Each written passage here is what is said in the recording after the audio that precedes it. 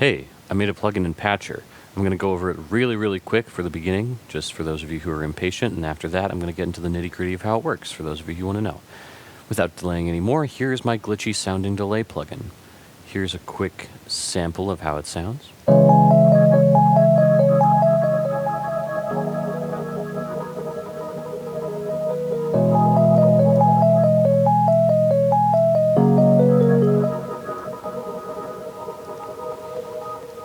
Something kind of neat and granular sounding.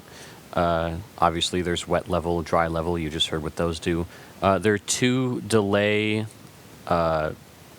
sections to it. The first one is normal pitch,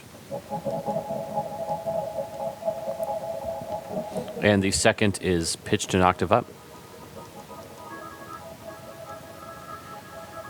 The time of these delays is controlled by an LFO. You can control the speed of that LFO with this knob here, or with either of these knobs, delay to LFO speed. There's no precise time control because I didn't want one. And I also added a bit crusher onto both of those. You can control the amount of bit crushing as well as the frequency of the bit crushing with these knobs. And that's about it. If you want to download, the link will be in the description. And for those of you who want to know exactly how it works, here's the back end of it. Somewhat simple if you know what you're doing. There's a reverb. It's going into a gross beat. It's going into two gross beats actually. The first gross beat just kind of chops the sound up into little grains, I suppose you could call them that, to get that granular sound. The other gross beat is doing the same thing, but you can see it's pitching up the audio to get that octave up sound. Both of those are going into a fruity delay. You can see that time knob. Oh, can you? You can't in OBS. OBS does not let you see it. My apologies. But they're both going into a fruity delay 3. The speed of the delay is controlled by the LFO, the fruity peak controller. Both of those are going into an effector, which is has the bit crush effect applied to it.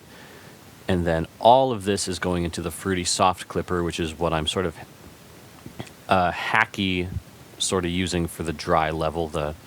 This dry and wet level knob are both hooked up to these soft clippers. And of course, for the dry output, it's just the input's just going straight into a soft clipper and then straight back out. And that's the back end of it. Not horribly complicated, but if you want something to make those ambient atmospheres that you make really pop, this could do it. And of course, I have to give a big shout out to the plugin Fracture XT. It's the plugin that inspired this, and it's fucking awesome.